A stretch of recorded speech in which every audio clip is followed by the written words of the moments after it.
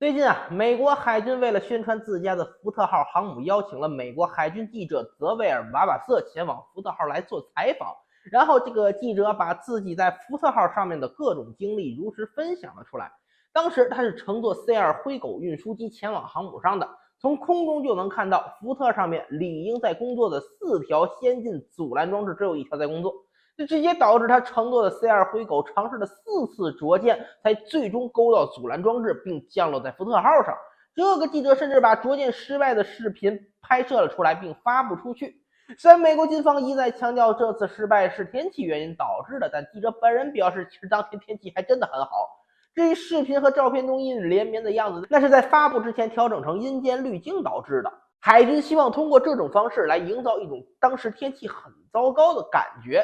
本来美国海军的实力展示变成了美国海军的翻车展示。看来一直以来外界所说的美国福特号航母电磁阻拦索和电磁弹射装置故障率高达1/48，并非是空穴来风的。尴尬的是，美国人原本计划在今年让该核航母实现战备值班，然后第一趟就开来亚太转转，耀武扬威。但现在这个样子你别说战备值班了，能不能形成战斗力都是个问题。美国目前有一个野心勃勃的航母计划，首先就是今年让福特号实现战备值班有一说一，从某种意义上来说福特号航母都快成了中年啃老族大叔了。目前这艘航母已经下水9年，如果算上甲板寿命的话，应该已经过去13年了，正式服役也已经过去了5年。核动力航母这种东西，由于整体在强辐射之下，钢铁会出现清脆的缓慢变化，也就是钢铁合金会逐步游离出部分氢离子，导致整体结构变脆，所以其可用寿命最多也就40年左右。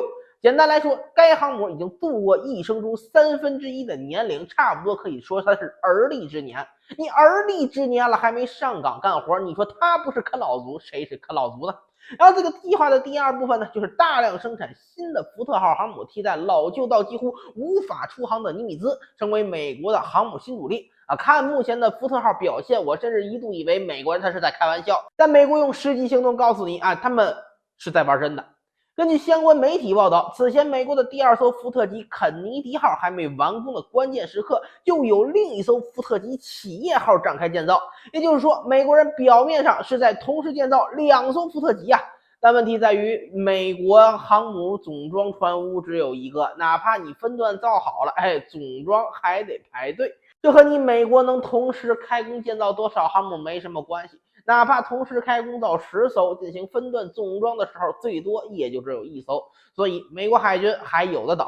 网上有人说，同时建造2艘规模接近的核动力航母，充分展现了美国海军层面的雄厚实力。不过本虎倒是觉得，相对于海军的雄厚实力这种开工方式更像是体现美国人雄厚的财力。毕竟一艘福特航母造价140亿美元，而且造出来以后还不一定能用，同时烧将近300亿美元我只能说一般国家做不到你美国要真的钱多到没地方花，你可以给我对吧？第3个计划就是航母技术的扩散计划。美国人意识到一个问题，如果靠自己造航母来围堵中国，那么至少要132年的时间才能完工12艘福特